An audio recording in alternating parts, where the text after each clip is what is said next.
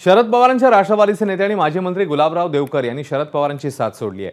देवकर येत्या सोमवारी अजित पवारांच्या राष्ट्रवादीत प्रवेश करणार आहेत। यंदा विधानसभेत देवकरांनी शिवसेनेच्या गुलाबराव पाटील यांच्या विरोधात निवडणूक लढवलेली, मात्र त्यांचा पराभव झाला। विरोधी पक्षात राहून कार्यकर्त्यांची कामं होत नाहीत असा पवित्रा गुलाबराव देवकर यांनी घेतलेला आहे। परत 5 वर्ष विरोधामध्ये कशा पद्धतीने काम करायचं हा एक प्रश्न आमच्या समोर निर्माण झालेला आहे। आपण निर्णय बदलला पाहिजे, सत्तेमध्ये कुठेतरी गेलं पाहिजे अशा पद्धतीचा आग्रह आमच्या सर्व कार्यकर्त्यांचा होता।